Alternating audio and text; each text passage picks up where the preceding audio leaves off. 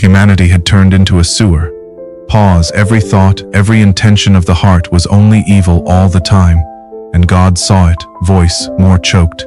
The Bible says he was grieved in his heart, the creator of the universe, wounded by his own creation. But in the middle of the earth's moral mud, there was a man, with reverence, Noah, a righteous man, blameless, who walked with God, as if paradise had never been lost. And then came the sentence, pause. The end of all flesh is before me. I will cause it to rain on the earth 40 days and 40 nights, and every living thing that breathes will be blotted out. Brief silence, but to Noah, God gave an insane command. Build an ark, 300 cubits long, 50 wide, 30 high. Cover it with pitch, inside and out, and you shall go into it, you, your family, and a pair of every living creature. Imagine the scene, an old man, nearly 600 years old, in the middle of dry land, hammering wood for decades, mocking tone, then narrative. The neighbors must have laughed. Look at the madman, building a floating zoo where it has never rained. But Noah didn't stop, because he believed more in the invisible than in the visible mockery. And then, pause. The sky grew heavy, effect sound of distant thunder in the mind. The fountains of the great deep burst open, and the floodgates of the sky were torn apart like curtains ripped by invisible hands. The rain once drops. It was an ocean falling from above, while the earth vomited water from its depths. As the ark rocked and began to float, breathless, accelerating voice, the animals entered in silence. Lions without roaring, elephants without trumpeting, doves and ravens settling on the beams, as if obeying a cosmic conductor. Solemn pause, and then, God shut the door. Deep, final voice. The Creator himself locked the world outside. Impactful, cold outside, chaos. Screams muffled by water, hands trying to grasp the hull of the ark, mockery drowned in its own throat. Long pause. The silence of death covered the earth.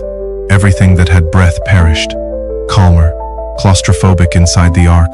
For 150 days, there was only the smell of wet wood, the rocking of the waves, and the sound of thousands of hearts beating in a rhythm of waiting.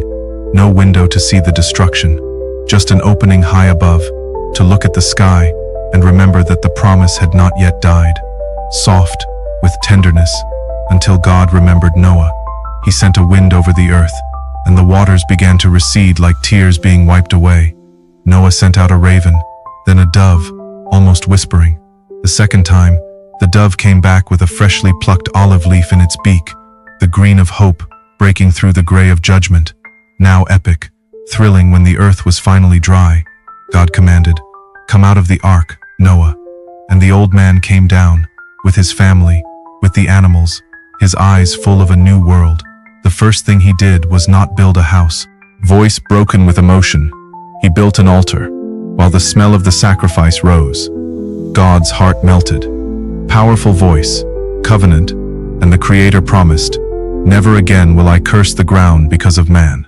As long as the earth endures, seed time and harvest, cold and heat, summer and winter, day and night shall not cease."